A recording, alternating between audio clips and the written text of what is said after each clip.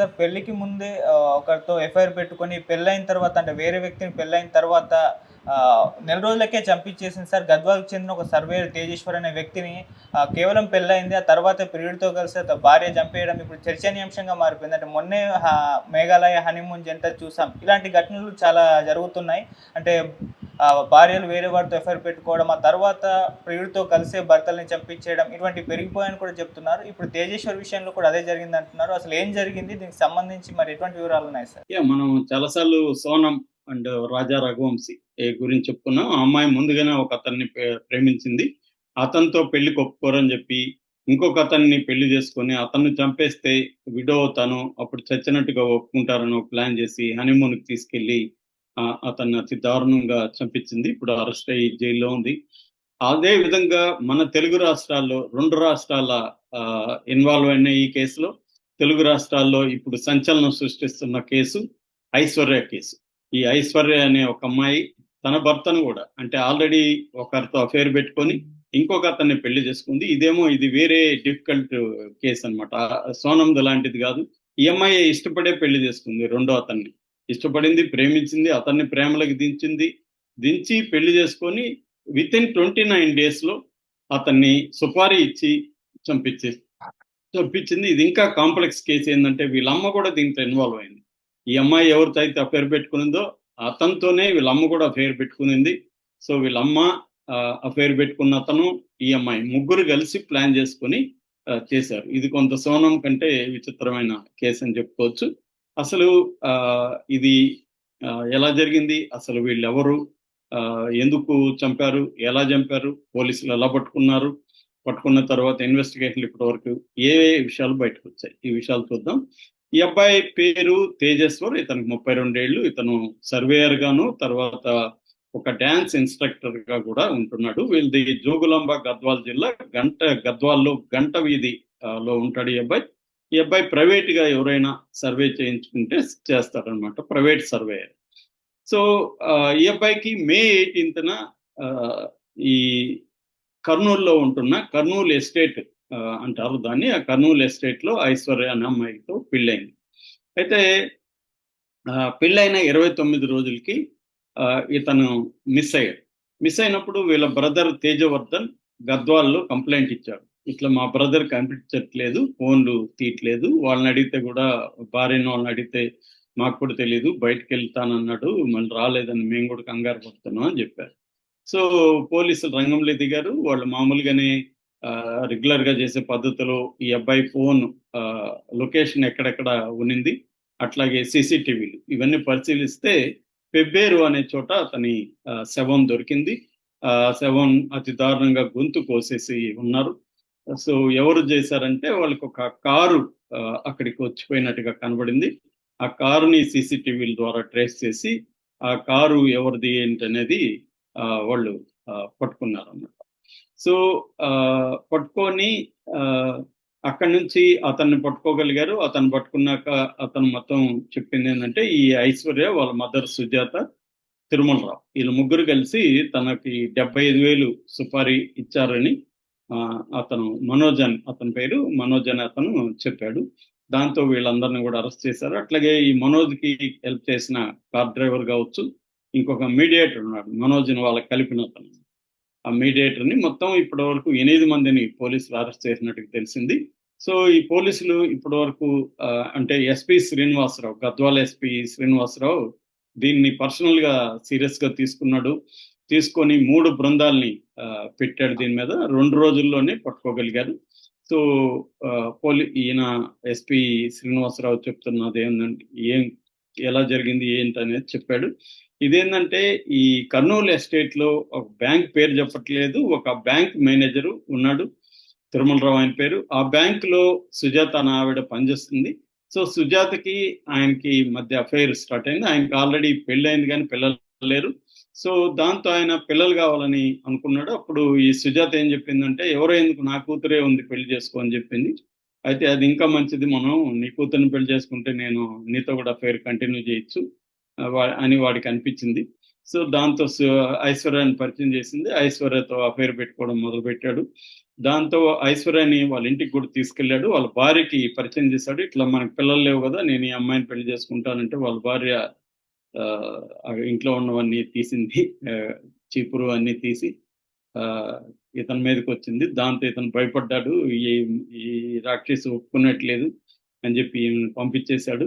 So, అప్పుడు వీళ్ళు plan యేసుకున్నారు. ఏందంటే ఇది మనకు బయట పడకుండా ఉండాలంటే నువ్వు ఎవరినో ఒకరిని పెళ్లి చేసుకో. ఒక బకరాగాడిని పెళ్లి చేసుకొని నువ్వుంటే మనిద్దరం కంటిన్యూగా అఫెయిర్ నడుపుతాము అనేది తను సలహా ఇచ్చాడు. సో, ఆహ్, ఆ అమ్మాయి వీళ్ళ సుజాత కూడా ప్లాన్ చేసింది. దాంతో ఒక సంబంధం చూసారు. ఆ సంబంధమే ఈ తేజస్. ఈ తేజస్‌ని చూసినాక నిశ్చితార్థం అయింది. నిశ్చితార్థం అయినాక తేజస్‌వరి ఇంట్లో వాళ్ళు ఎంక్వైరీ చేశారు ఈ అమ్మాయి ఇది గురించి. వాళ్ళకి కొన్ని విషయాలు బ బయటకొచ్చాయి. అట్లాగే ఈ అమ్మాయి ఫిబ్రవరిలో కొన్ని రోజులు కనబడలేకుండా ఎళ్ళిపోయింది ఎక్కడికో అని కూడా చెప్పారు. ఇవన్నీ చూసినాక ఇంట్లో వాళ్ళు వీడికి చెప్పారు. "వద్దురా ఆ అమ్మాయి కొంత మనకి డౌట్‌ఫుల్‌గా ఉంది. ఆ అమ్మాయిని పెళ్లి చేసుకోవద్దు. మనం వేరే నీకు మేము వెతుకుతాము, చేస్తామని" చెప్తే అప్పటికే ఈ అమ్మాయి తన మీద లవ్ స్టోరీ స్టార్ట్ చేసింది. రోజు చాట్ చేయడం, ఫోన్‌లు చేయడం. ఎవరు ఐశ్వర్య. నువ్వంటే నాకు చాలా ఇష్టం అని చెప్పడం. దాంతో ఈ ఈ అబ్బాయి కూడా ప్రేమలో పడిపోయాడు. ఆ అమ్మాయి ప్రేమలో. సో, ఒక రకమైన ట్రాప్ అంటారు గదా! ఆ ట్రాప్‌లో పడిపోయాడు. దాంతో ఇంట్లో వాళ్ళని ఎదిరించి మరి అతను పెళ్లి చేసుకున్నాడు. సో, పెళ్లి చేసుకున్నాక నిజానికి ఇష్టపడే పెళ్లి. ఇతనంటే కూడా ఇష్టం ఉంది. ఈ అమ్మాయి ఏందంటే ఆహ్, నిశ్చితార్థం అయినాక గూడా ఇతనితో చాట్ చేస్తుంది. మరోవైపు ఆహ్, తన లవర్‌తో గూడా తిరుమలరావుతో గూడా చాట్ చేస్తుంది. తన అమ్మ లవర్. ఇద్దరు లవర్‌తో చాట్ చేస్తుంది. సో, పెళ్లయింది. పెళ్లయినాక ఈ అబ్బాయికి డౌటొచ్చింది. ఎందుకంటే పెళ్లయినాక దాదాపు పోలీసులు చెప్తున్నదేమంటే, తిరుమలరావుతో 2000 కాల్స్ మాట్లాడిందంట ఈ 29 రోజుల్లో. సో, ఆ అమ్మాయి అంటే ఎంతగా ఆ అమ్మాయికి మగవాళ్ళు పిచ్చుందా? లేకపోతే తిరుమలరావుతో పిచ్చుందని మనకర్థమవుతుంది. సో, అంతసేపు కాల్‌లో మాట్లాడుతుంటే ఈ అబ్బాయికైనా డౌటొస్తది కాబట్టి, ఈ అబ్బాయికి కూడా డౌటొచ్చింది. దాంతో ఈ అబ్బాయి నిలదీసేసరికి వీళ్ళకి ఇబ్బందయిపోయింది. అంటే వీడినేదో మనం బకరాగా పెళ్లి చేసుకుందాం అనుకుంటే వీడు నన్ను కంట్రోల్ చేయడం మొదలుపెడుతున్నాడు అనే ఒక ఇదొచ్చింది. దాంతో ఈ అమ్మాయి తిరుమలరావుని అడిగిందని చెప్తున్నారు. వీడినేదన్నా పద్ధతిలో వదిలించుకోవాలా? వీడు వదిలేయట్లేడు. వీడిని చంపేస్తే మనం ప్రశాంతంగా ఉండొచ్చు. నేను విధవైపోతాను కాబట్టి ఇంక నాకెవరు పెళ్లి కాలేదని అడగరు. గమ్ముని ఉండిపోవచ్చు హ్యాపీగా మనిద్దరం అనేది ఈ అమ్మాయి ఒక ఆహ్, ఇది అప్పీల్ చేసింది తిరుమలరావుకి. వాళ్ళ అమ్మ కూడా దాన్ని సపోర్ట్ చేసింది. దాంతో తిరుమలరావు తనకు తెలిసినోడిని ఎవరినో పట్టుకున్నాడు. ఇలాగ ఒక అతన్ని చంపాలి నీకు తెలిసినోళ్ళు ఎవరైనా ఉన్నారంటే అతని మనోజ్‌ని పట్టుకున్నాడు. సో, మనోజ్‌కి 75,000 అడ్వాన్స్ ఇచ్చారు. టోటల్ అమౌంట్ ఎంత అనేది ఇంకా క్లియర్‌గా లేదు. సో, అడ్వాన్స్ ఒక 75,000 ఇవ్వగానే మనోజ్ ఏం చేశాడంటే తను సర్వేయర్ కాబట్టి మాదొక 10 ఎకరాలు సర్వే చేయాలి సార్. రండి అంటే తను ఓకే అన్నాడు. తను కార్‌లో ఎక్కించుకొని ఎర్రవల్లి చౌరస్తా గద్వాల చిట్యాల రోడ్‌లో దగ్గర పెబ్బేరు అని ఉంటది. ముందుగా ఎర్రవల్లి చౌరస్తా దగ్గర చంపుదాం అనుకున్నారు. అక్కడ అదేమో ఊరు చివరిలో ఉంది. ఊరు దగ్గరలో ఉంది కాబట్టి అదొద్దనుకోని మళ్ళీ పెబ్బేరు దగ్గరికి తీసుకెళ్లారు. అక్కడ కొద్దిగా నిర్మానుష్య ప్లేస్‌లోకి తీసుకెళ్ళి ముందు రోజే తెలివిగా మనోజ్ ఏం చేశాడంటే కార్‌కి ఆ బ్లాక్ స్క్రీన్‌లు ఇవి పెట్టిచ్చాడన్నమాట. ముందే బ్లాక్ ఫిల్మ్ అంటారు కదా! ఆ బ్లాక్ ఫిల్మ్ పెట్టిచ్చేసారు. అంటే బయటికి కనబడకుండా. దాంతో కారు ఒక దగ్గర ఆపారు. ఆపగానే ఇతను మనోజ్ ఎనక నుంచి ముందు సీట్‌లో కూర్చోబెట్టారు ఇతన్ని.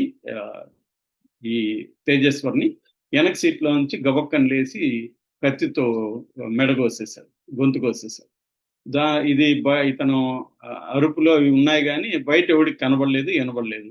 సో, దాంతో ఇతన్ని చంపేశారు. దాని తర్వాత శవం ఎక్కడేద్దాం అనుకుంటే అక్కడ అంటే అక్కడ జనసంచారం కనబడుతుంది. దాంతో మళ్ళీ ఇతన్ని కర్నూలు వైపు తీసుకెళ్లారు. అక్కడ గూడా 2, 3 ప్లేసులు తిరిగారు. ఎక్కడెయ్యాలని. పూడిచెర్ల అనుకున్నారు ఫస్టు. మళ్ళీ పల్లె అనుకున్నారు. ఘాట్లో ఏద్దామని. అక్కడ కుదరలేదు.